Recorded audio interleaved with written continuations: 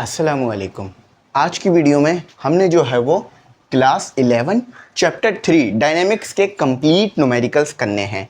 याद रखना ये न्यूमेरिकल आपको वर्क एग्जाम्पल में भी दिए हुए हैं, सेल्फ असेसमेंट में भी आ जाते हैं और सबसे इम्पॉर्टेंट जो बुक के एंड में न्यूमेरिकल है वो भी करेंगे। और याद रखना बच्चों के दिमाग में ना कन्फ्यूजन होती है कि पेपर में न्यूमेरिकल सिर्फ यहाँ से आएंगे, यानी जो बुक के एंड में दिए हुए हैं। ऐसा कुछ नहीं है, पेपर में न्यूमेरिकल वर्क एग्जाम्पल से भी आ सकते हैं, सेल्फ असेसमेंट में है तो वहाँ से भी आ सकते हैं, और बुक के एंड में जो दिए हुए हैं।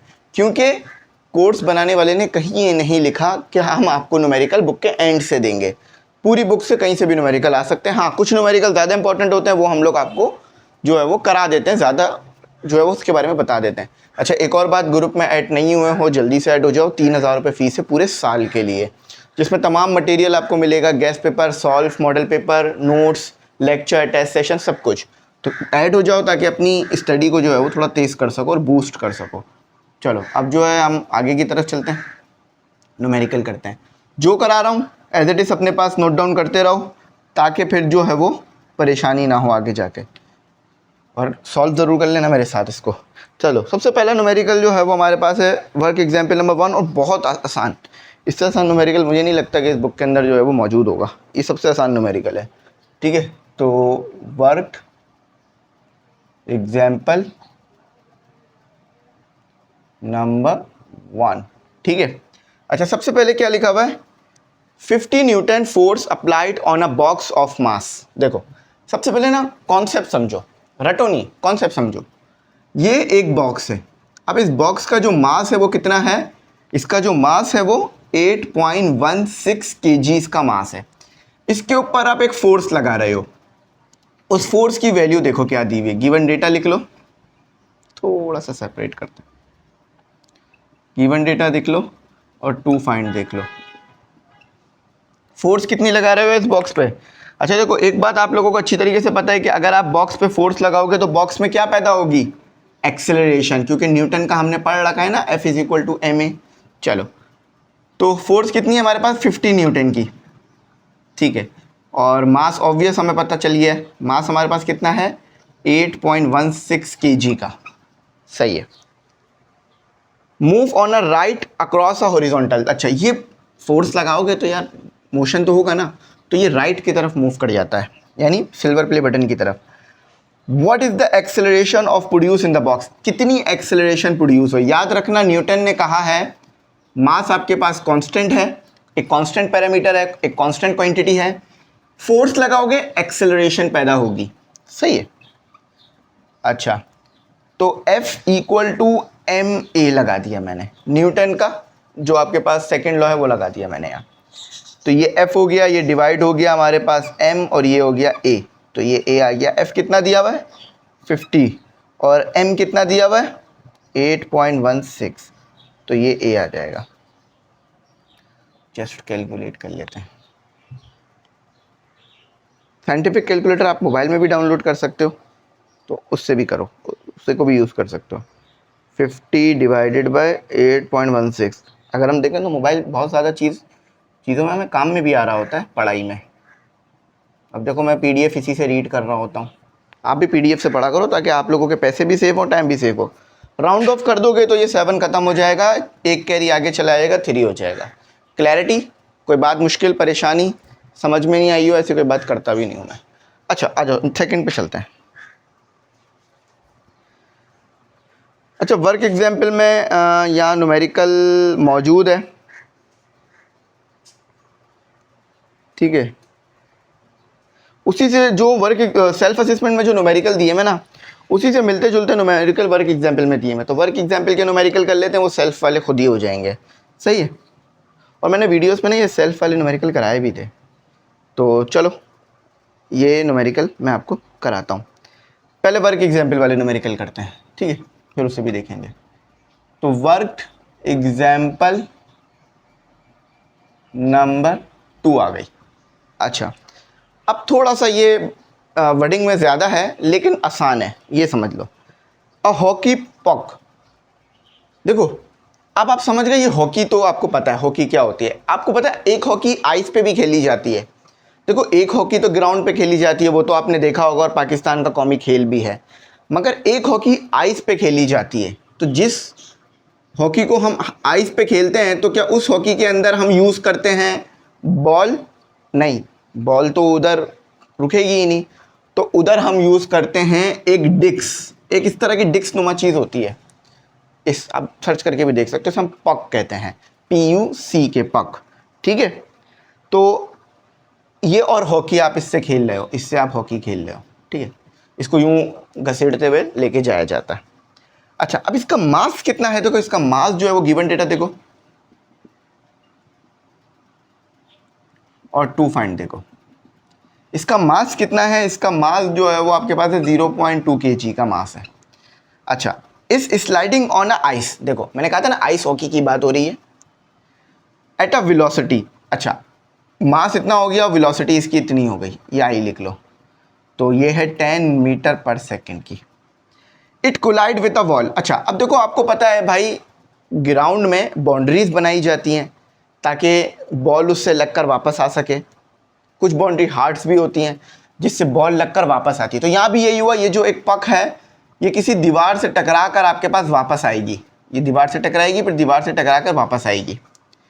अच्छा, with a ball bounce back with a velocity. अच्छा, जिस वेलोसिटी से वो वापस आएगी। अच्छा, आप सोचो कि इसकी इनिशियल वेलोसिटी यानी टकराने से पहले वेलोसिटी 10 मीटर पर सेकंड थी, मगर टकराने के बाद भी वेलोसिटी बहुत ज़्यादा कम नहीं हुई। क्यों? क्योंकि यार आइस के ऊपर ना फ्रिक्शन कम आ रही होती है, आपने नोट किया होगा इस चीज़ को, तो इसीलिए बहुत ज़्यादा वेलोसिटी कम नहीं होगी टकराने के बाद। और बहुत ज़ोर से भी मारते हैं बॉल ये पक को, तो इसलिए भी कम नहीं होती। अच्छा, अब टाइम कितना लगा?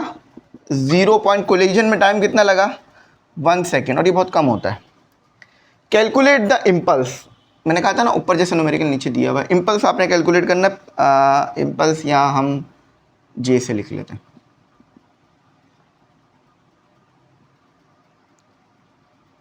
ठीक है, इम्पल्स को यहाँ मैं जे से लिख रहा हूँ, ये कैलकुलेट करना है। और उसके आगे लिखा हुआ है एक्सपीरियंस बाय द हॉकी पक and the change in its momentum. अच्छा, अब देखो हम डायरेक्ट तो इम्पल्स कैलकुलेट नहीं कर सकते। ठीक है, इम्पल्स कैलकुलेट करने के हमारे पास मुख्तलिफ फार्मूले हैं। सबसे पहला फार्मूला हमारे पास ये है, J is equal to delta P. अब देखो डेल्टा पी क्या है मैं बता देता हूँ। देखो P F minus P I, यानी final momentum minus initial momentum करोगे तो इम्पल्स आपके पास कैलकुलेट होकर आ जाएगा। तो आओ इम्पल्स कैलकुलेट करने की कोशिश करते हैं। देखो इनिशियल मोमेंटम किससे मिलेगा? Vi से। फाइनल मोमेंटम किससे मिलेगा? Vf से। दोनों को माइनस कर दोगे इम्पल्स आएगा। चलो कैलकुलेट करते हैं। फॉर Pi, देखो Pi आपके पास क्या है? MVI। देखो मास तो सेम रहेगा ना, टकराने से पहले और टकराने के बाद मास कम थोड़ी ना होगा। तो m कितना दिया हुआ है आपको? 0.2 kg में दिया हुआ है और ये 10 दिया हुआ था। तो अगर मैं इसको कैलकुलेट करूं तो ये हमारे पास 0.2 multiply by 10, the answer is 2, और न्यूटन सेकेंड इसका यूनिट होता है। सही, चलो तो 2 जो है वो आपके पास इनिशियल इसका आंसर आ गया। अब PF करते हैं कैलकुलेट। फॉर PF, तो PF कितना है? MVF। तो m कितना है? 0.2, और वो कितना था? 8। तो अच्छा, अब नेगेटिव में आएगा। क्यों? क्योंकि टकरा कर वापस आया, इसलिए नेगेटिव में आएगा। तो नेगेटिव का साइन, नेगेटिव का साइन। कंडीशन वाले न्यूमेरिकल ना थोड़े से बड़े होते हैं, थोड़े से, ज़्यादा नहीं। तो 1.6 आपके पास आंसर आ गया। ठीक है, अच्छा अब हम ज़रा इसको सॉल्व कर लेते हैं फर्दर। तो अब हम इम्पल्स निकाल लेते हैं जिसे हम J कॉल कर आए हैं, तो इसमें पुट करते हैं। तो कितना था? PF कितना आया? -1.6 और -2, तो ऑब्वियस है कितना आ रहा है? -3.6, और यूनिट तो सेम ही रहेगा, न्यूटन सेकेंड। इम्पल्स उसे कहते हैं वो जो बहुत छोटे से टाइम के लिए हमारे पास फोर्स लगती है ना, उसे हम इम्पल्स कह रहे होते हैं। तो देखो कितना छोटा सा टाइम है, तो ये आपके पास आ रहा है 3.6 न्यूटन। तो आई होप आपको जो है वो ये अच्छी तरह से क्लियर हुआ होगा, सही है। अच्छा, अब इसके बाद वाला न्यूमेरिकल डन करते हैं। बाजार देखने में बड़ा मुश्किल सा लग रहा है लेकिन ये आसान न्यूमेरिकल है। टू बॉडीज कंसीडर करो। अब पूरा का पूरा काम हमारा यहाँ पे समझने पर होगा। वर्क एग्जाम्पल नंबर 2, सॉरी 3, 2 तो ये रहा ना। दो बॉडीज हैं यानी टू ऑब्जेक्ट्स हैं, एक ए है और एक बी है। Are initially at rest on a frictionless surface. Consider करते हैं ये हमारे पास दो ऑब्जेक्ट हैं, ठीक है, एक जैसे बना लेते हैं, और ये एक फ्रिक्शनलेस सरफेस पे रेस्ट की पोजीशन में है। ये ए हो गया, ये बी हो गया, ठीक है, और ये अभी रेस्ट की पोजीशन में है, रेस्ट में है। यानी क्या हुआ, रेस्ट का मतलब क्या हुआ, इसकी जो है वो यू आई ज़ीरो हो गई, ठीक है, इनिशियल वेलोसिटी ज़ीरो, और इधर भी इनिशियल वेलोसिटी ज़ीरो, यानी यू ज़ीरो कह लो। मैं फिर कह रहा हूँ U zero, initial velocity zero. अच्छा, at rest on a frictionless surface. अब ये सरफेस फ्रिक्शनल लेस है यानी फ्रिक्शन नहीं है, ठीक है। फ्रिक्शनल लेस का मतलब फ्रिक्शनल लेस यानी कोई फ्रिक्शन इस पे नहीं मौजूद। ऑब्जेक्ट ए हैज़ अ मास। इस ऑब्जेक्ट का मास कितना है, गिवन डेटा से लिख लेते हैं। ये इसका मास कितना है, मैं से एम ए लिख रहा हूँ, तो इसका मास जो है वो 0.8 kg का है, ठीक है। Object A collide with object B. अच्छा, अब कुछ टाइम बाद ऑब्जेक्ट ए कोलाइड करता है, यानी कोलाइड करता है यानी आगे की तरफ जाके बी से टकराता है। जैसे स्नूकर टेबल देखिए, एक बॉल रुकी हुई होती है, दूसरी बॉल रखी हुई होती है, तो वो वाइट वाली बॉल को मारा जाता है तो फिर वो दूसरी बॉल से जाके टकराती है।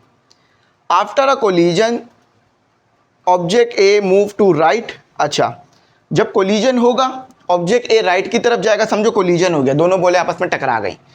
तो टकराने से आपने देखा होगा ना स्नूकर में कि एक बॉल आगे की तरफ जा रही होती है और फिर दूसरी बॉल भी उससे आगे निकल जाती है, और फिर ऑब्जेक्ट बी जो है वो भी हमारे पास राइट की तरफ, ऑब्जेक्ट बी राइट की तरफ जा रहा है, and object B move to the left at a velocity. चलो थोड़ा सा इसको आसान करते हैं। अभी हमारे को बी की मास नहीं मिला,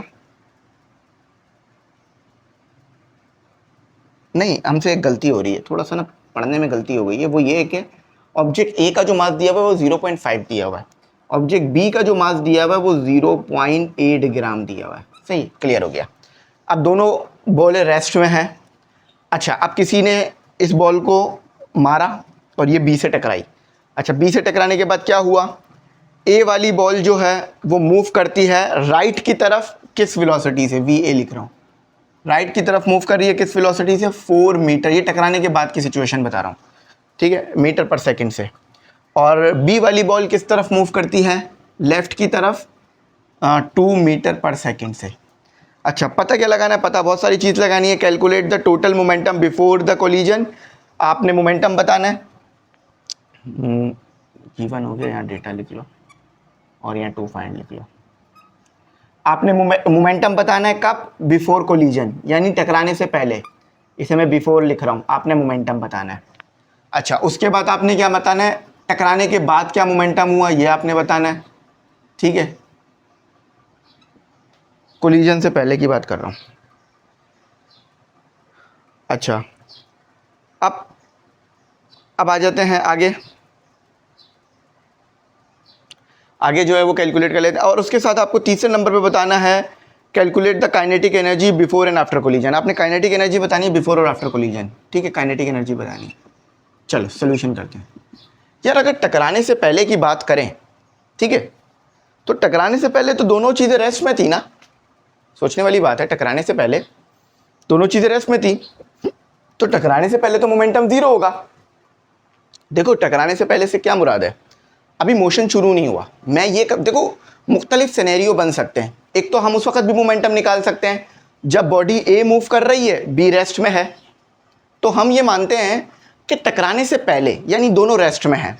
तो जब रेस्ट में होंगे बिफोर कोलिजन यानी बिफोर मोशन होने से पहले, बिफोर कोलिजन, तो दोनों रेस्ट में थी।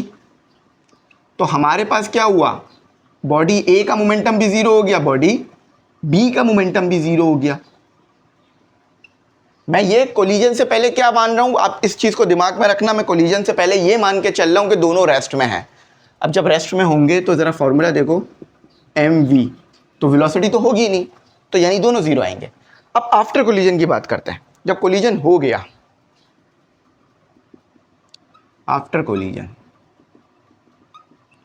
अब निकल कर आएगा, पी ए निकाल लेते हैं, तो एम ए और वी ए, सही है।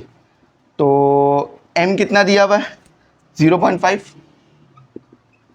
और v कितना दिया हुआ है 4, तो ऑब्वियसली ये 2 आ जाएगा, 2 न्यूटन। देखो मैं यूनिट ये वाला लिखता हूँ मोमेंटम का, आप चाहो तो जो आपको आता है वो भी लिख सकते हो। अब पी बी के लिए काम कर लेते हैं, यहाँ हमने काम किया पी ए के लिए,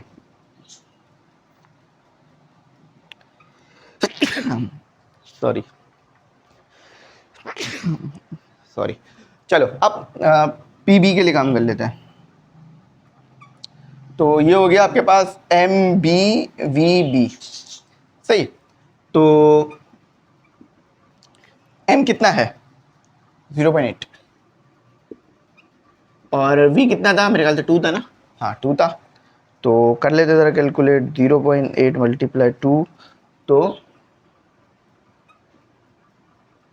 1.6 न्यूटन सेकेंड। ये कोलिजन के बाद मोमेंटम आए इनके, सही है, कोलिजन। अच्छा एक चीज़, अब एक राइट की तरफ है एक लेफ्ट की तरफ है, तो ये राइट की तरफ थी तो ये लेफ्ट की तरफ थी, तो इसके साथ नेगेटिव का साइन आएगा, सही है। अब इम्पल्स निकाल लेते हैं, डेल्टा जे निकाल लेते हैं, सही है। तो क्या था, पी एफ माइनस पी आई, है ना, यही था ना। तो पी एफ कितना दिया हुआ है -1.6 और पी आई कितना दिया हुआ है -2, क्योंकि माइनस फॉर्मूले में, तो ये आ गया -3.6 न्यूटन सेकेंड। ये इम्पल्स कैलकुलेट कर लिया मैंने।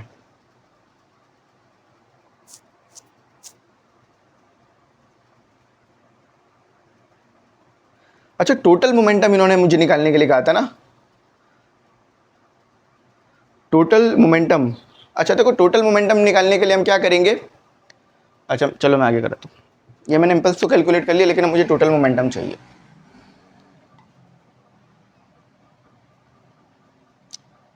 टोटल मोमेंटम इस तरह निकलेगा कि दोनों को हमने ना आपस में सॉल्व करना पड़ेगा। तो टोटल मोमेंटम निकाल लेते हैं, टोटल मोमेंटम। तो टोटल मोमेंटम के लिए पीटी लिख लेते हैं, जिसमें हम क्या करेंगे, बड़े को माइनस करेंगे छोटे से। तो बड़ा कौन सा है, P A minus P B, ठीक है, नहीं बल्कि प्लस करेंगे ना, टोटल के लिए तो प्लस करते हैं ना, माइनस थोड़ी ना करते हैं। अच्छा तो 2 माइनस 1.6, तो हमारे पास कितना आ गया 0.4 न्यूटन सेकेंड। देखो सिंपल वही काम किया जो टोटल, आपको मैं बोलूँ टोटल करो तो क्या करोगे, सारी चीज़ों को ऐड कर दोगे ना, तो इसी तरह यहाँ ऐड हो गया, लेकिन पी भी माइनस में आएगा, क्यों, क्योंकि वो लेफ्ट की तरफ गया है और पी ए राइट की तरफ गया है, तो इसीलिए ये आंसर आ गया। समझ में, मैंने इम्पल्स भी कैलकुलेट करा दिया ताकि बच्चों को मुश्किल ना हो। अच्छा अब आते हैं काइनेटिक एनर्जी निकालते हैं। अच्छा काइनेटिक एनर्जी अगर हम बिफोर कोलिजन देखें तो वो भी ज़ीरो आनी चाहिए, क्योंकि बिफोर कोलिजन तो दोनों रेस्ट में थी ना। तो यहाँ देख लेते हैं काइनेटिक एनर्जी बिफोर कोलिजन।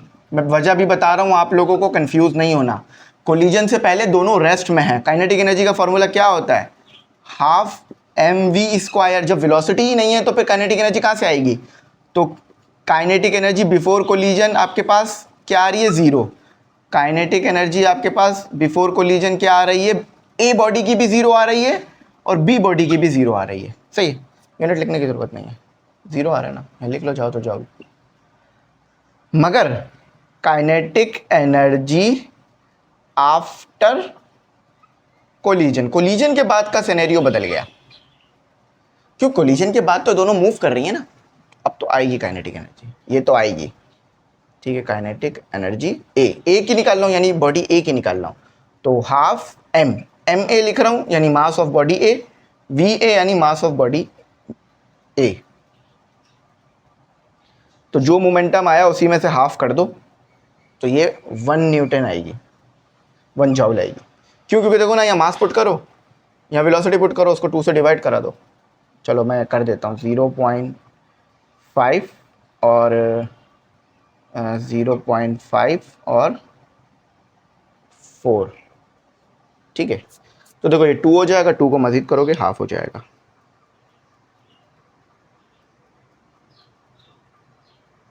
अच्छा ये 4 कह रहे हैं, और सॉरी स्क्वायर भी है ना, हमने स्क्वायर नहीं लिया। देखो कितनी सिली मिस्टेक हो रही है। चलो ये 4 आएगा, सही है। देखो 0.5 मल्टीप्लाई 0.5 मल्टीप्लाई 4 का स्क्वायर 4 आएगा। चलो हाँ, यहाँ यहाँ यहाँ स्क्वायर लगा लिया, यहाँ भूल गए। चलो कोई बात नहीं, गलती अगर पकड़ में आ जाए और फ़ौरन ठीक कर ली जाए तो वो सही हो जाती है, दुरुस्त। तो ये तो हमारी काइनेटिक एनर्जी आ गई, सही। अच्छा अब काइनेटिक एनर्जी हम बी की भी निकाल लेते हैं। तो क्या था हमारे पास 0.5 यानी फॉर्मूला ये, और कितना था मास, कितना था 0.8, और वेलोसिटी कितनी थी 2 और इसका स्क्वायर।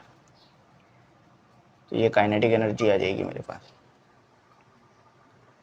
0.5 मल्टीप्लाई 0.8 मल्टीप्लाई 2 का स्क्वायर, तो 1.6 जूल की आ गई। अच्छा अब देखो वेलोसिटी की वजह से नेगेटिव आता है, लेकिन यहाँ पर ना स्क्वायर है, स्क्वायर क्या करेगा, इसको पॉजिटिव कर देगा। आपको पता है ना स्क्वायर क्या करता है, माइनस को ख़त्म कर देता है। तो ये वाला माइनस ख़त्म हो गया, तो यहाँ पॉजिटिव आंसर आएगा, कंफ्यूज नहीं होना। अच्छा अब टोटल की बात उन्होंने हमसे की थी, जब भी वो टोटल की बात करते हैं तो हम टोटल उनको निकाल के देते भी हैं ताकि वो हमारे को पूरे नंबर दे दें। चलो टोटल निकाल लेते हैं। देखो ये न्यूमेरिकल 3 पेजों पे चला गया, सारों पे यही हो गया। टोटल की बात करिए ना, काइनेटिक एनर्जी के लिए टोटल की बात करिए, काइनेटिक एनर्जी टोटल। तो क्या करूँगा, काइनेटिक एनर्जी जो ए से आई उसको ऐड कर दूंगा काइनेटिक एनर्जी जो बी से आई। तो काइनेटिक एनर्जी ए से कितनी आई, मेरे ख्याल से 4 आई, और बी से कितनी आई 1.6 आई, तो टोटल कितनी आई 5.6 जूल की आई। तो अल्हम्दुलिल्लाह बिल्कुल सही काम हमने किया और हमारे सारे आंसर सही आए। बस कंडीशनें आपको समझ में आनी चाहिए, बात खुद ही समझ में आ जाएगी, न्यूमेरिकल खुद ही हो जाएगा। सही लिख लेना, पूरा न्यूमेरिकल आपके सामने हुआ है। अच्छा ये सॉल्व था बुक के अंदर, लेकिन बड़ा घिचपिच होकर था, यहाँ मैंने बड़े वाज़ेह तरीके से इसे सॉल्व कर दिया।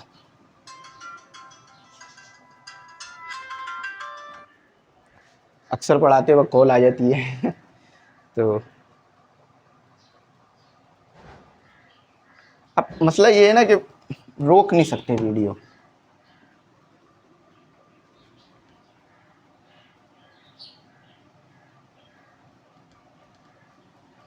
ठीक है चलो अब आगे चलते हैं, आगे करते हैं।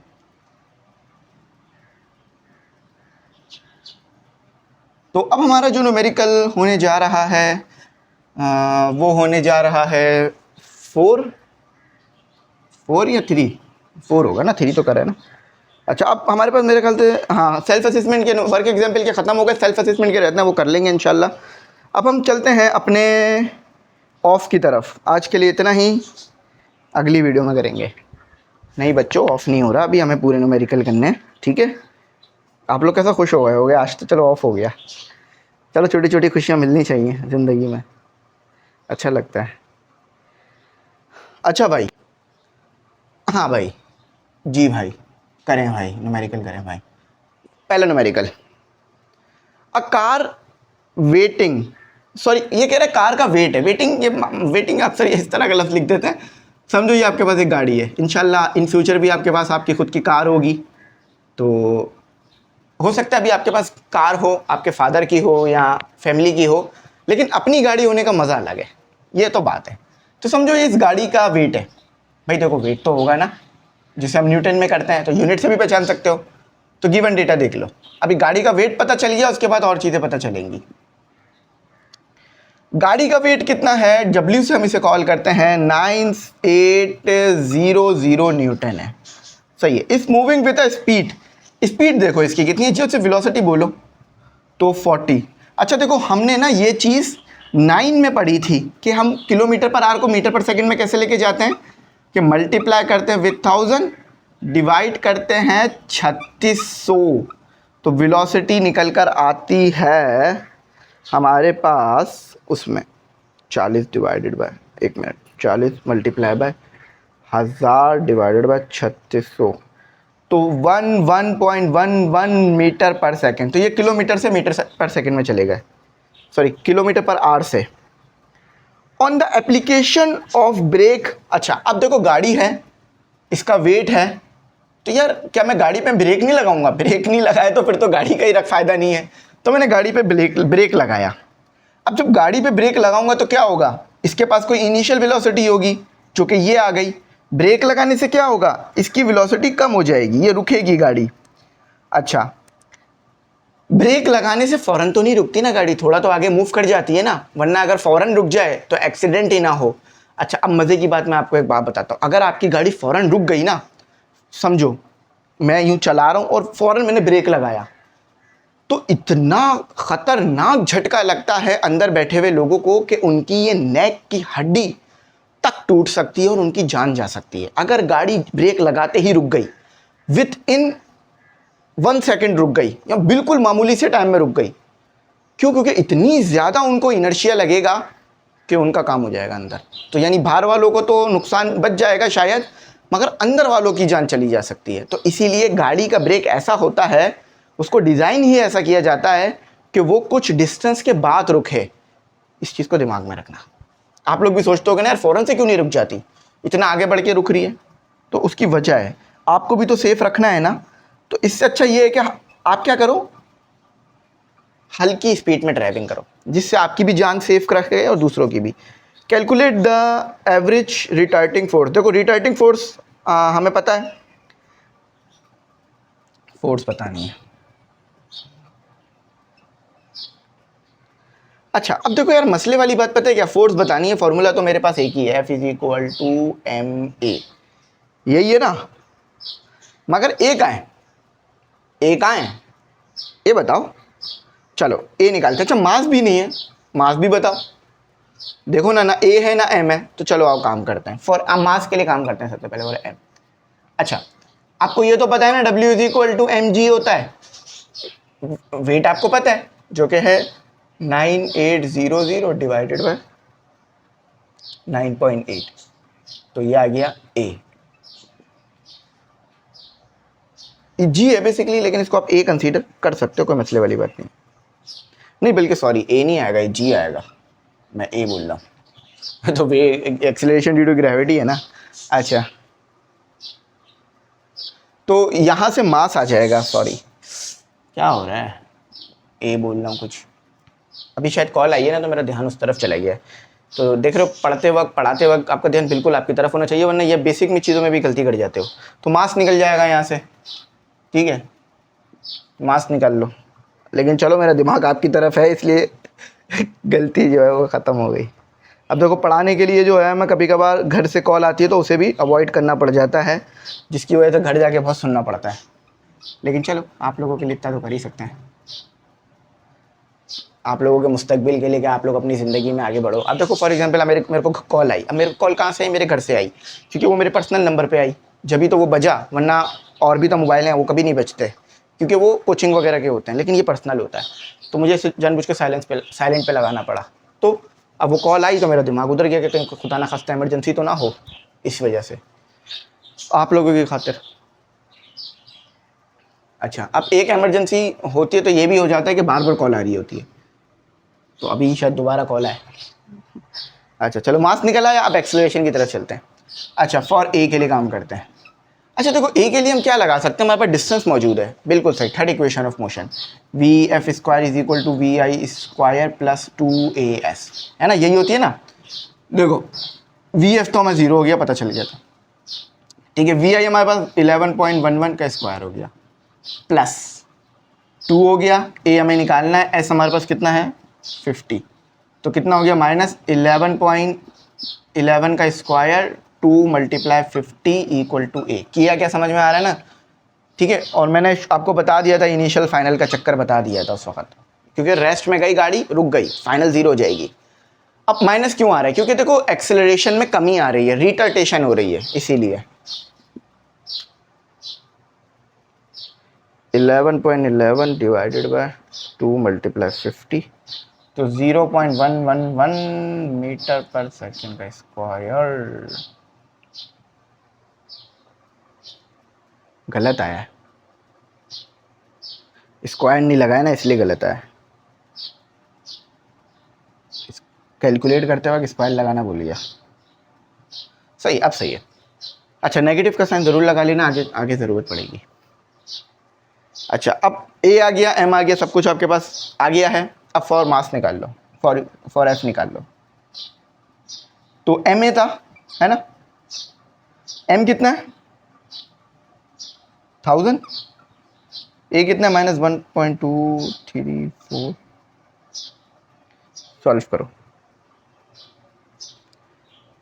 1000 मल्टीप्लाई 1.234, तो ये तो आंसर आ जाना है 1। नेगेटिव में आएगा।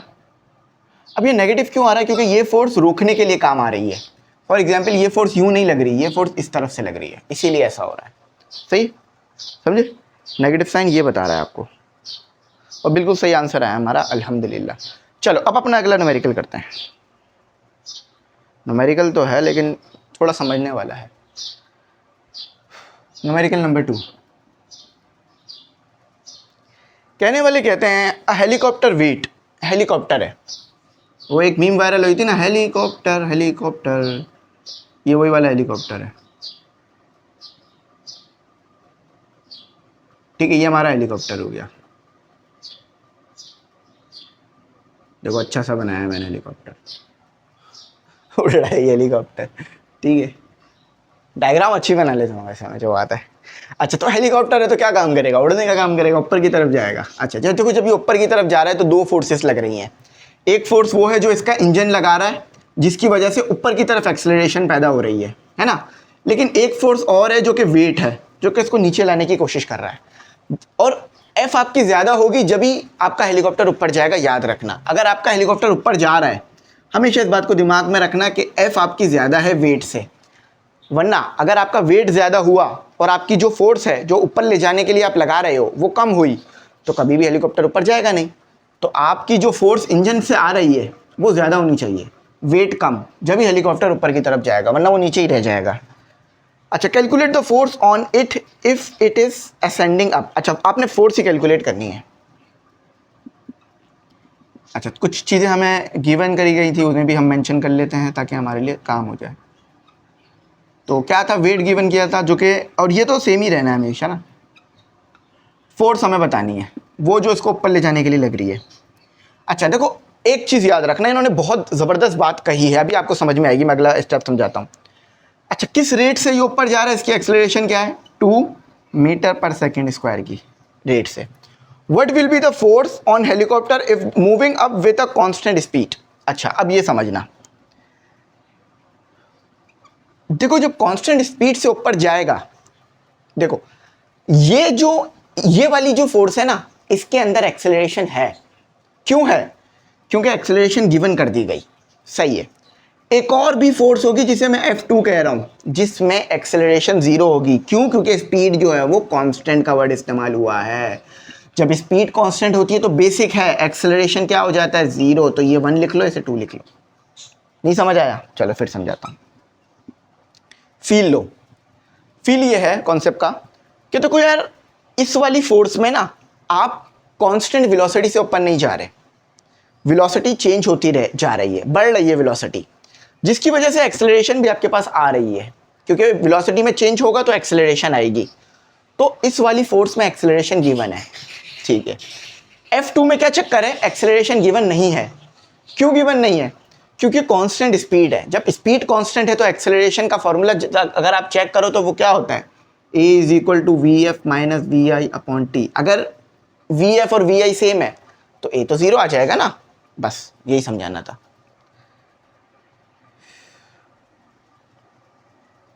सोल्यूशन करते हैं।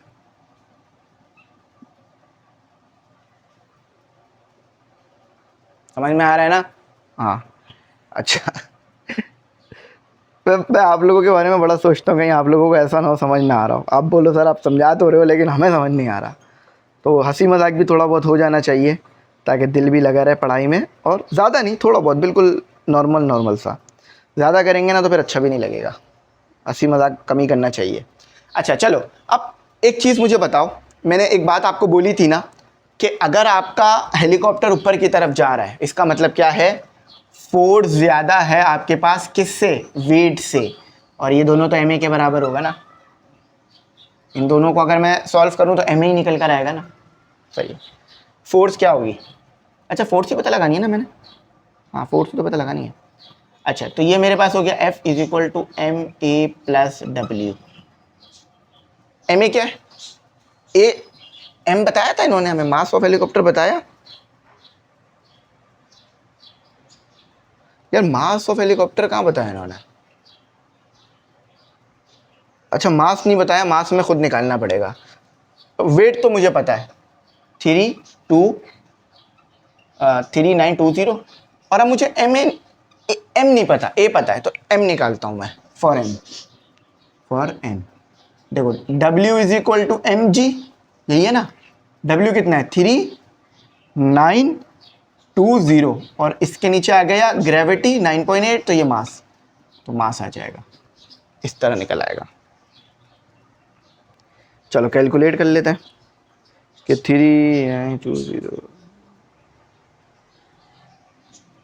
400 आ रहा है, चेक करो आपका भी इतना आ रहा है, 400 kg का आ रहा है।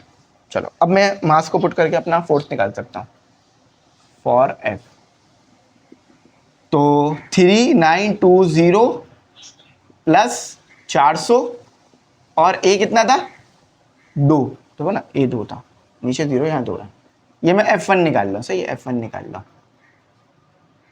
जब एक्सेलरेशन है तो कितना आ गया 3, ऐड करते ना, 3920 प्लस 400 मल्टीप्लाई 400, तो आपके पास जवाब आएगा 800, इसमें हो जाएगा 4720 न्यूटन। क्लियर हो गया, परेशानी तो नहीं हुई ना, समझ आ गई ना बात, और अल्हम्दुलिल्लाह बिल्कुल ठीक आ रहा है। अच्छा अब दूसरा निकालते हैं, अब F2 निकालते हैं। अच्छा अभी भी हेलीकॉप्टर ऊपर ही जा रहा है ना, यानी इक्वेशन तो ये वाली यूज हो जाएगी, बस अब 2 हो जाएगा। अच्छा अब देखो एक्सेलरेशन 0 है, यहां 0 आ गया, तो क्या हो जाएगा F2 is equal to W, F2 W कितना है 3920 न्यूटन, सही है। बस यही आपको समझाना था मुझे, आई होप आप बच्चों ने इसको पिक कर लिया हो, पिक कर लिया तो बात खत्म, पिक नहीं किया तो फिर बात खराब हो जाएगी हमारी, बात खराब नहीं होनी चाहिए भाई।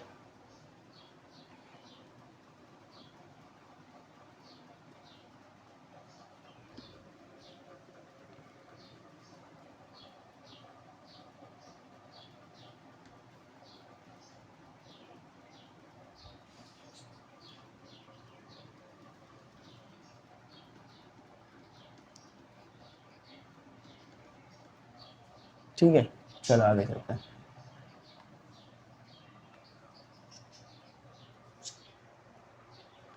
अच्छा अब हमारे पास कुछ कंडीशन न्यूमेरिकल शुरू हो गए जो कि यहीं से आगे चलते रहेंगे, ये तो बड़ा आसान है। न्यूमेरिकल नंबर 3,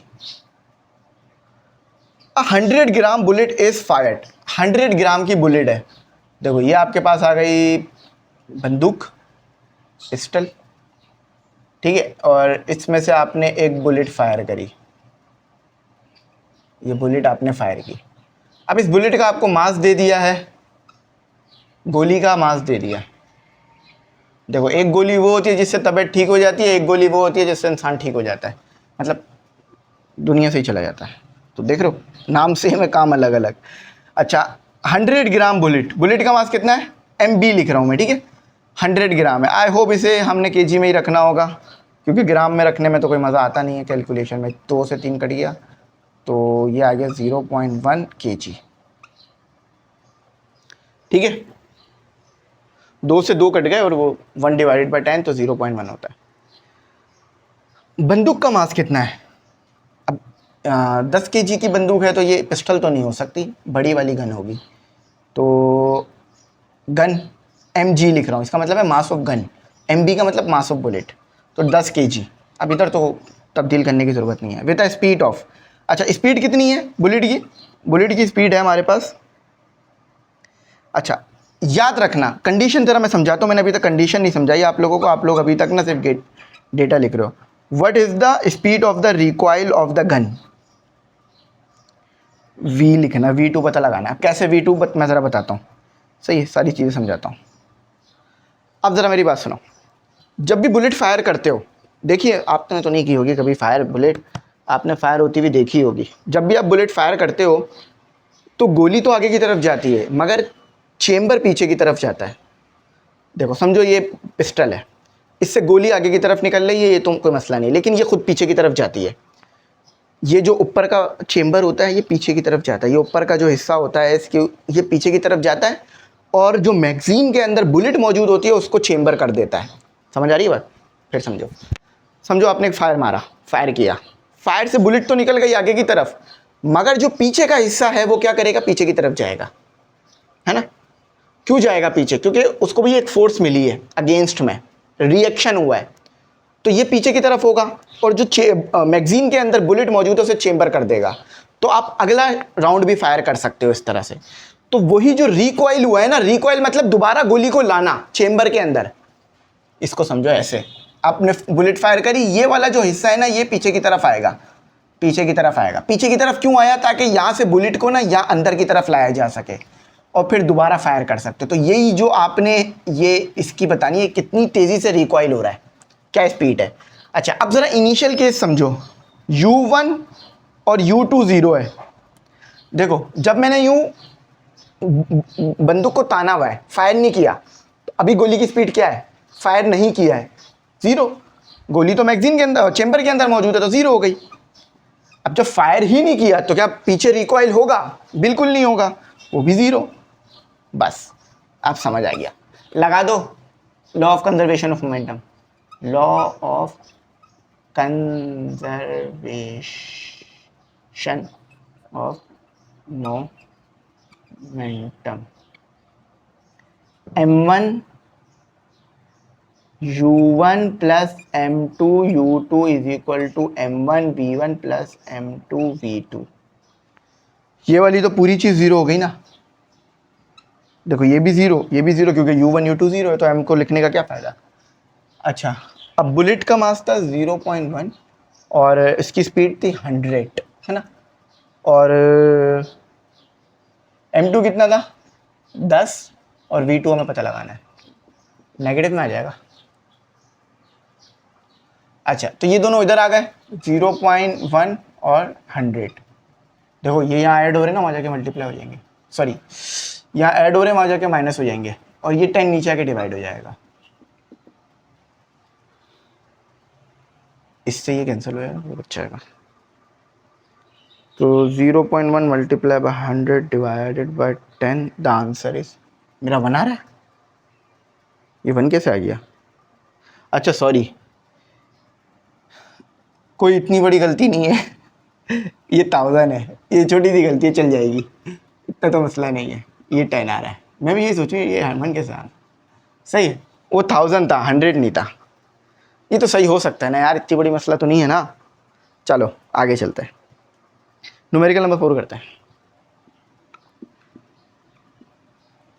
अच्छा अब मशीन गन फायर्ड, अब देखो ये तो छोटी सी गन है, ज़्यादा से ज़्यादा 15-16 गोलियां फायर कर सकती है, अच्छी अगर लोग है। लेकिन आपने देखा है ना बॉर्डर के ऊपर इस गन का तो कोई काम ही नहीं होता, क्योंकि दुश्मन तो बहुत दूर खड़ा हुआ होता है। जब आप गोली मारोगे ना वो यूँ करके देख रहा होगा, ठीक है कोई बात नहीं, इस गन से।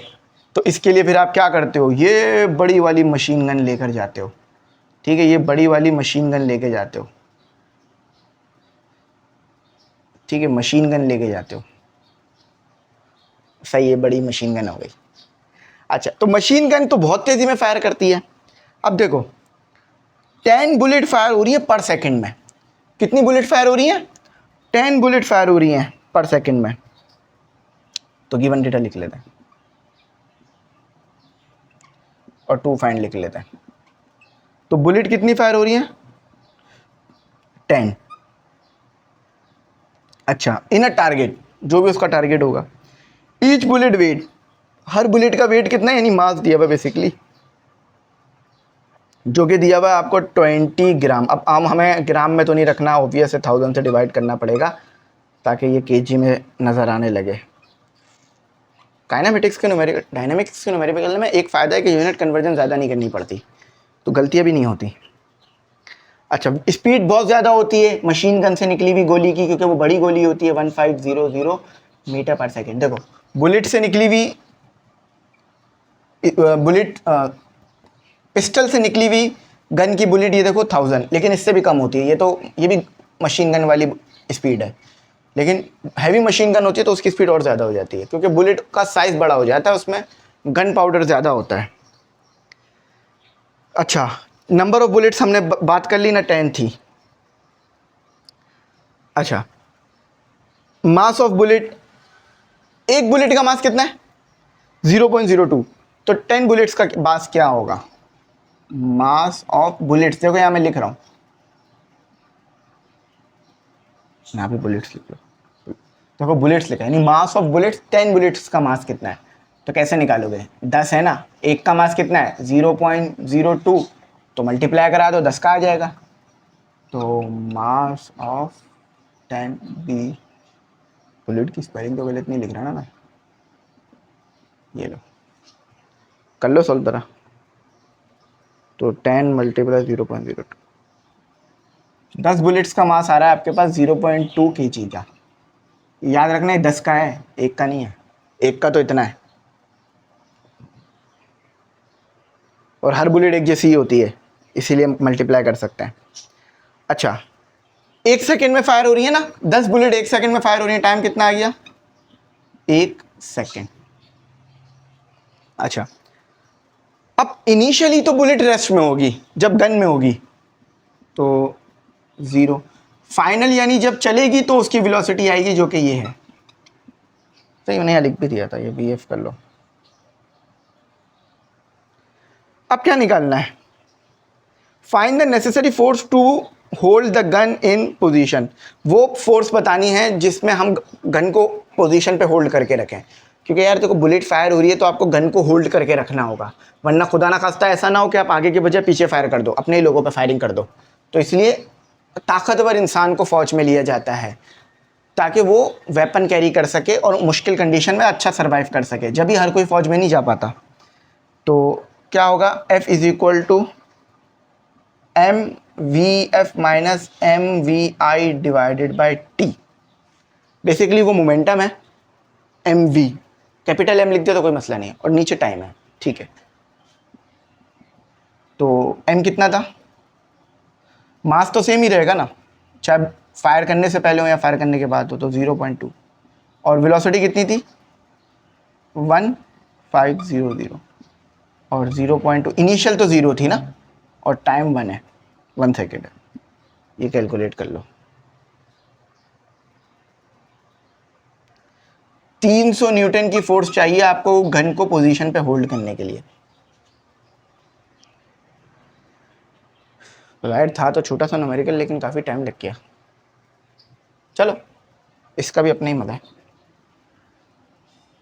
और हाँ, पढ़ने बैठा करो तो मोबाइल को दूर रख के बैठा करो। अब आप बोलोगे सर आपकी वीडियो भी मैं मोबाइल से देख रहा हूँ, वो तो ठीक है, लेकिन जब खुद रिवीजन वगैरह कर रहे हो, टेस्ट वगैरह दे रहे हो, उस वक्त, वरना फिर मोबाइल खोल के बैठ जाते हैं बच्चे, मोबाइल देखने लग जाते हैं।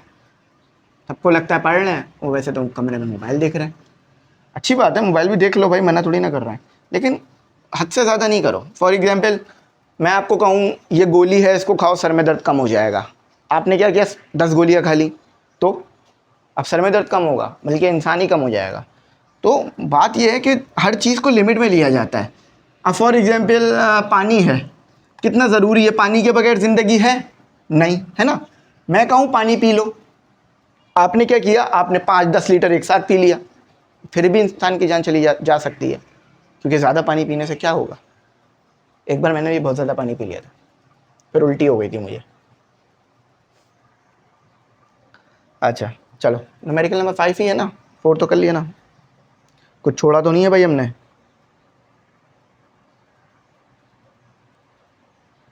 हाँ मुझे लग रहा है न्यूमेरिकल नंबर बोल 100 gram bullet is fired into a 10 kg block, sorry 50 gram है। देखो ये एक ब्लॉक है, समझो ये एक ब्लॉक है, इस तरह लटका दो, और ये एक गन है, ये महंगी वाली गन बना दी हमने थोड़ी। अब मैं जब इसे फायर करूंगा तो ये कहाँ है, इस पे जाके लगेगी, है ना। अब देखो, अब सिनेरियो समझना, बुलेट का मास कितना है गिवन डेटा,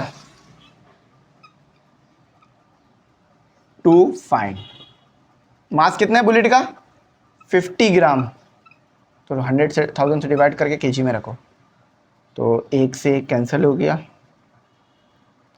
0.05 kg आ गया, ठीक है। अच्छा अब इसका मास तो पता है ना ब्लॉक का, तो ये बुलेट लिख रहा हूँ, मास ऑफ ब्लॉक, ब्लॉक भी बी से आता है, इसको क्या करें इसको कुछ और नाम देते हैं, मास ऑफ रॉक कर लेते हैं, आर कह रहा हूँ मैं इसे, एम आर, वो मसला नहीं है, नोटेशन तो कुछ भी दे सकते हो। तो ये कितना दिया हुआ था आपको 10 kg का, इसका मास कितना है 10 kg, ठीक है बच्चों। अच्छा that is suspended by a long coat, long coat यानी इसको हमने लटकाया हुआ है, जब भी मैंने ऐसे बनाया था, so that it swing on a pendulum, ये पेंडुलम की तरह स्विंग करेगा, समझो गोली आके लगेगी, समझो ये मेरा हाथ है, अब मेरे हाथ पे के गोली लगेगी तो क्या ऐसे ही रह जाएगा, आगे की तरफ जाएगा ना, और फिर यूँ आगे पीछे होगा, ठीक है। अगर मेरा हाथ लटका हुआ है तो if the block is displace so that its centre of gravity rise, centre of gravity यानी हाइट राइज हो गई है 10 सेंटीमीटर के लिए, अगेन वही 100 से डिवाइड करा दो,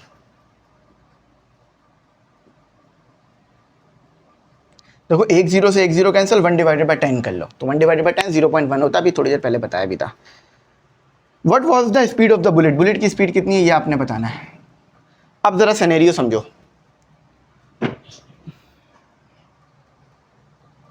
अच्छा इनिशियल कंडीशन समझो कि आपके पास क्या होगा,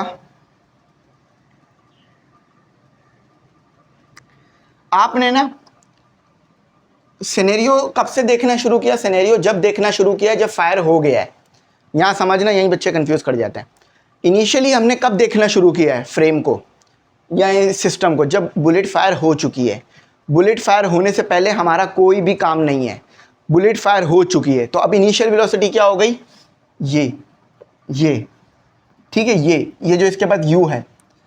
फिर बोल रहा हूं जरा बात समझो, हमने स्टडी करना कब शुरू किया, जब बुलेट फायर हो चुकी है, तो इनिशियल वेलोसिटी आप जीरो नहीं ले सकते बुलेट की, क्योंकि हमने स्टडी ही जब शुरू की है जब बुलेट फायर हो चुकी है।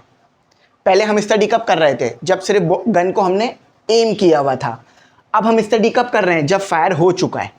तो अब इनिशियल वेलोसिटी कौन सी है, आपको बेसिकली ना यहाँ इनिशियल वेलोसिटी बताना है कि किस वेलोसिटी से गोली जा रही है आपके पास ब्लॉक के पास। अच्छा फाइनल वेलोसिटी कौन सी होगी, जब ये ब्लॉक में टकराएगी और ब्लॉक जो है वो पेंडुलम की तरह स्विंग करने लग जाएगा, वो वेलोसिटी फाइनल होगी, तो वो आपको बताना है। अच्छा वो दोनों सेम होंगी, V1 और V2 सेम होगी, क्यों सेम होगी, क्योंकि देखो जब गोली ब्लॉक में घुस गई ना, तो अब ब्लॉक भी उसी स्पीड से आगे जाएगा जिस स्पीड से गोली जा रही है।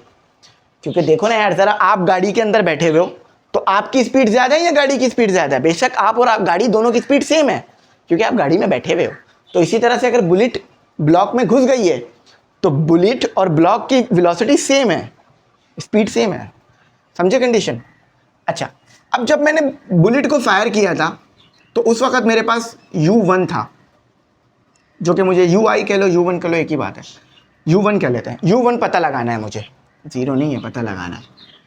अच्छा उस टाइम पे U2 ये था, लेकिन ये तो रेस्ट में था ना, ज़रा समझो, खुदा ना खास्ता किसी ने मुझ पर गोली चलाई, गोली तो मेरे पास आ रही है, मैं तो खड़ा हुआ ना, मैं तो रेस्ट में खड़ा हुआ ना, जब मुझ में घुसेगी जब जाके मैं पीछे जाऊंगा ना, समझे बात।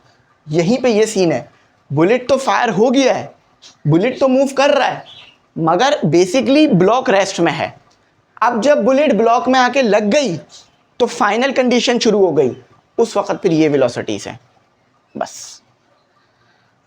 अगर ये समझ में आ गया ना, मुझे लगता है ज़िंदगी भर आप लोग दुआएं दोगे। चलो इसको ज़रा कर लेते हैं, M1 U1 plus m2 u2 is equal to m1 v1 plus m2 v2। अच्छा, m1 और u1 तो पता लगाना है, m2 u2 जीरो हो जाएगा क्योंकि u2 जीरो है। सही, मैं फिर कह रहा हूँ u2 आपके पास जो है वो जीरो के बराबर है, यहाँ लिखा हुआ, यहाँ लिख भी दिया मैंने। अच्छा, m1 क्या है 0.05, 0.05 और v हो गया, सही है, प्लस, क्योंकि मैंने कहा ना इन्हीं फाइनल वेलोसिटीज दोनों की सेम होंगी क्योंकि बॉडी के अंदर बुलेट लग चुकी है।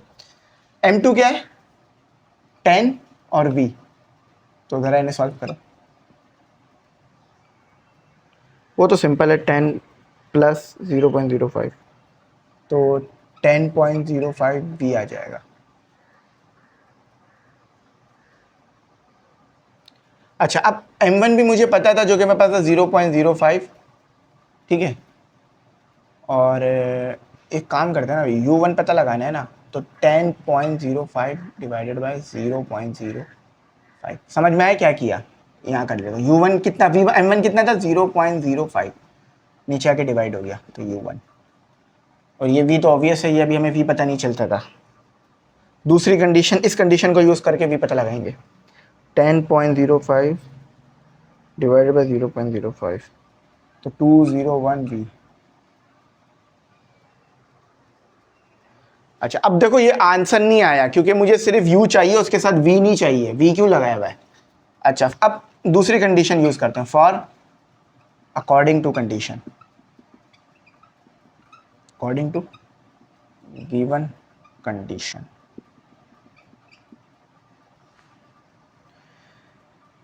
गिवन कंडीशन क्या ये दिया हुआ है।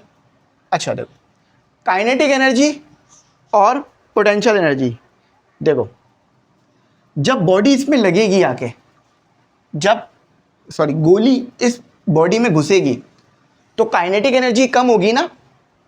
देखो जब गोली किसी जिस्म में घुस जाती है तो वो रुक जाती है ना, तो इसका मतलब क्या हो रहा है, काइनेटिक एनर्जी लॉस हो रही है। मगर काइनेटिक एनर्जी तो लॉस हो गई बुलेट की, जब बुलेट इसमें घुसी तो इसकी के ई तो लॉस हो गई, लेकिन ये ब्लॉक आगे की तरफ गया, यानी इसने क्या करना शुरू कर दिया, ऑक्सीलेशन शुरू कर दी, यानी इसके पास पोटेंशियल एनर्जी आ गई। क्योंकि देखो ना इसमें हाइट आ गई ना, हाइट कैसे आई होगी, पोटेंशियल एनर्जी स्टोर हुई होगी, तो पोटेंशियल एनर्जी बढ़ गई। तो कंडीशन क्या हुई, loss of kinetic energy equal to gain of potential energy. सही है। अब दो मास हैं तो क्या होगा, हाफ, डायरेक्ट लिख रहा हूं m1 प्लस m2 और v का स्क्वायर। नहीं समझ आ रहा, समझो फॉर्मूला क्या होता है, हाफ एम वी स्क्वायर और half M V square, half दोनों के साथ है तो कॉमन निकाल लो, वी स्क्वायर भी सेम होगा दोनों के साथ क्योंकि फाइनल v है। अच्छा, इसके बाद m1 प्लस m2 और gh, क्यों, देखो पोटेंशियल एनर्जी तो ये होता है ना mgh, पोटेंशियल एनर्जी बॉडी की भी होगी, पोटेंशियल एनर्जी बुलेट की भी होगी, पोटेंशियल एनर्जी ब्लॉक की भी होगी, इसलिए। अच्छा, तो v को ऐसे रहने देते हैं, v के स्क्वायर को, ये 2 हो गया, इससे ये कैंसिल हो गया, देखो ना ये भी हाफ और ये भी m1 m2, ये भी m1 m2, तो ये 2 इधर चला गया और gh हो गया। v चाहिए, v पे स्क्वायर नहीं चाहिए, तो ये 2 आ गया और ये 9.8 आ गया और ये कितना आया था 0.1, तो ये v आ जाएगा। 2 मल्टीप्लाई 9.8 मल्टीप्लाई 0.1, 1.4 मीटर पर सेकेंड, इधर पुट करो तो 201 1.4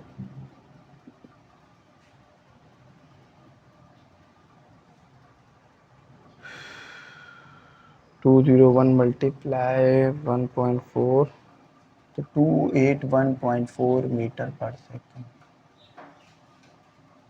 ठीक है, थोड़ा सा लेंदी था लेकिन आसान था, इतना मुश्किल नहीं था। कंडीशन अगर नहीं समझ में आई तो फिर तो बहुत मुश्किल चीज़ है, कंडीशन समझ में आ गई तो फिर बहुत आसान चीज़ है। हर चीज़ कंडीशन पे डिपेंड कर रही है हमारे यहाँ पर। आओ छठा करते हैं, जल्दी करते हैं, ठीक है। आ 70 ग्राम बुलेट बॉल, सॉरी 70 ग्राम की बॉल है, समझो ये एक बॉल है, गिवन डेटा लिख लो और टू फाइंड लिख लो। बॉल का मास कितना है 70 ग्राम। अच्छा दो बॉलें हैं, ये ए हो गई, कितना है 70 ग्राम। कोलाइड विथ अनदर बॉल, और ये दूसरी बॉल से टकरा रही है, ये दूसरी बॉल है, इसे एम बी बोल लो, और ये कितनी है 140 ग्राम। द इनिशियल वेलोसिटी, पहली बॉल की इनिशियल वेलोसिटी कितनी है, इनिशियल वेलोसिटी को ना यू से लिखते हैं, सही है। जहां पर ना हम v1 v2 नहीं लिख रहे होते हैं वहां हम इनिशियल वेलोसिटी को u लिख रहे होते हैं, इस चीज़ को ध्यान रखना। तो ये कितनी है 9 मीटर पर second.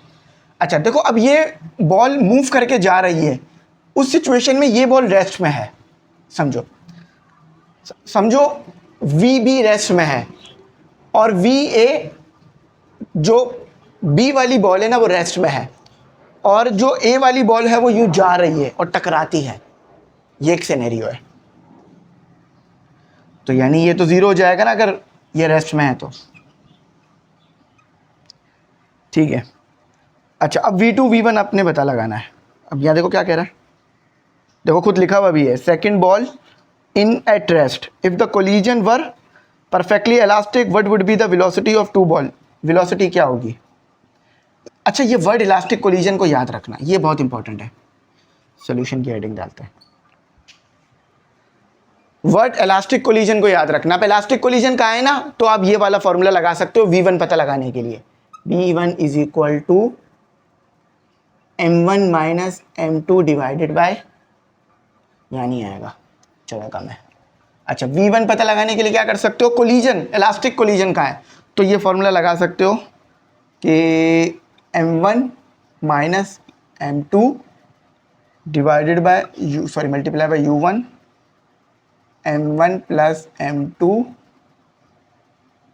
Plus 2m2 u2 divided by m1 plus m2। जब भी इलास्टिक कोलिजन कहेंगे तो इनिशियल वेलोसिटीज पता लगाने के लिए ये फॉर्मूला आप यूज कर सकते हो। देखो u2 तो जीरो है, या ub भी, ये देखो इसको u1 कह लो और u2 कह लो, तो ये वाला पार्ट तो ज़ीरो हो जाएगा, जस्ट ये वाला पार्ट बचेगा। तो कितना है, अच्छा इसको 1 कह लो और इसको 2 कह लो। अच्छा ये ग्राम्स में दिए हैं, केजी में रखने थे हमें, तो कोई मसला नहीं है, हाँ 1000 से डिवाइड करा लेते हैं, तो ये हो जाएगा 0.07 kg और ये कितना हो जाएगा 0.14 kg। सही 1000 से डिवाइड करके यही आएगा। अच्छा अब वैल्यूज़ को सब्स्टिट्यूट कर दो, ये m1 है, ये m1 है, ये m2 है, लिख भी दिया है, तो 0.07 माइनस 0.148, u1 कितना आया 9, तो 0.07 प्लस 0.14, तो v1 कितना आ गया -3 मीटर पर सेकेंड। सही, चलो एक बार मैं कैलकुलेट भी कर देता हूँ।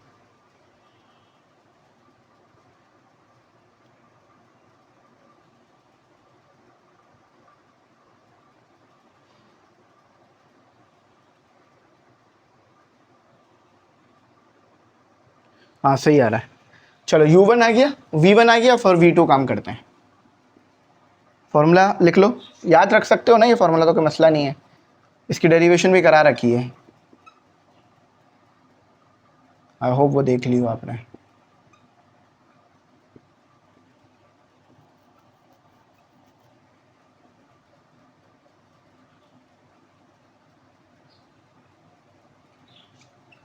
ये है फॉर्मूला, सही है।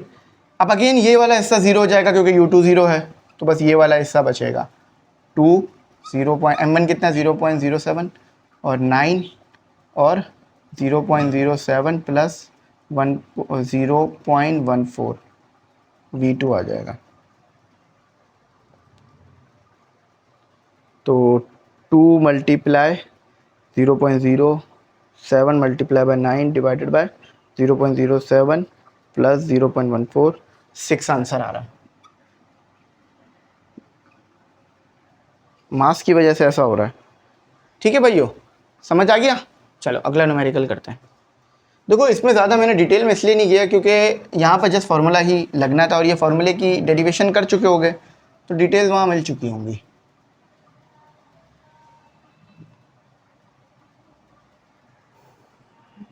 अच्छा अब करते हैं numerical number 2।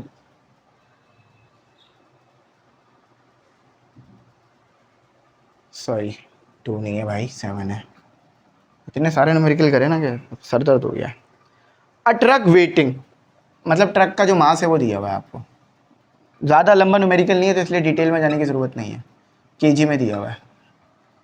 And moving with a velocity, किस वेलोसिटी से मूव कर रहा है 21 मीटर पर सेकेंड की।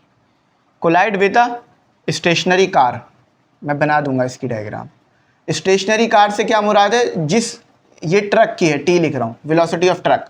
गाड़ी रुकी हुई थी, बल्कि इधर भी u1 v1 का चक्कर आ गया। देखो u1 मतलब ट्रक की वेलोसिटी। अच्छा जब ट्रक मूव कर रहा था तो गाड़ी स्टेशनरी थी, तो यानी उसकी वेलोसिटी 0 थी।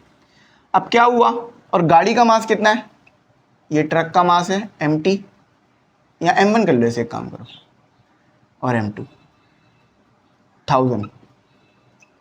अच्छा जब ट्रक गाड़ी से टकराया, ज़रा यहाँ समझो, ये एक ट्रक है, ठीक है, ये मोशन कर रहा है, इसकी वेलोसिटी है, इसकी कोई वेलोसिटी है जो कि है 21 मीटर पर सेकेंड। ये गाड़ी इसके सामने खड़ी हुई थी, ट्रैफिक सिग्नल पे रेस्ट में थी। ये ट्रक आके इस गाड़ी से टकरा गया, लेकिन गाड़ी जो है वो रेस्ट में है, गाड़ी मूव नहीं कर रही। तो अब जब दोनों आपस में टकरा जाएंगे तो इन दोनों की वेलोसिटी सेम हो जाएगी। क्यों? क्योंकि देखो टकराने के बाद गाड़ी भी मूव करने लग जाएगी और ट्रक भी मूव करने लग जाएगा, मगर सेम वेलोसिटी के साथ। तो वेलोसिटी क्या हो जाएगी, फाइनल वेलोसिटी टकराने के बाद आएगी v1 equal to v2 equal to v, और यही शायद कैलकुलेट भी करनी है। ठीक है, तो ये गिवन डेटा हो गया। अब आप लोग इतना अच्छा समझ चुके हो कि आप लोगों को ना मजीद डिटेल में ले जाने की मैंने ज़रूरत नहीं है। m1 u1 plus m2 u2, writing थोड़ी मेरी ज़्यादा ही ख़राब नहीं हो गई, m1 v1 plus m2 v2।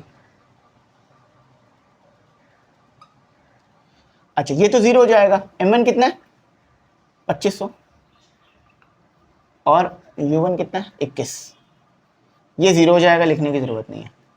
m1 कितना है 2500 और v प्लस 1000 और v, क्या हो, v1 और v2 सेम है टकराने के बाद। तो 2500 मल्टीप्लाई 21, तो 2, एक मिनट रुको ज़रा बच्चों, 52500 इक्वल टू 3500। ठीक है, देखो ये भी v है, ये भी v है, तो ऐड हो जाएंगे, 3500 हो जाएगा। 252,500 डिवाइडेड बाय 3500, तो v आ जाएगा 52500 डिवाइडेड बाय 3500। तो आंसर आ रहा है, ये बहुत ज़्यादा नहीं आ रहा है, हाँ सही आ रहा है, 15 मीटर पर सेकेंड। गाड़ी और ये सब एक ही वेलोसिटी से मूव करेंगे जो कि 15 मीटर पर सेकंड की हो जाएगी, क्योंकि ट्रक एक बहुत हैवी ऑब्जेक्ट होता है, तो वो टकराता है तो दूसरे पे बहुत ज़्यादा इम्पैक्ट कराता है। तो आई होप मेरी बात यहाँ तक समझ में आ गई होगी। आज के लिए यहीं तक रखते हैं, कुछ ना समझ में आप पूछ लेना, गाइड करूँगा। थैंक्स फॉर वॉचिंग, अल्लाह हाफिज़। कीमती दुआओं में ज़रूर याद रखना।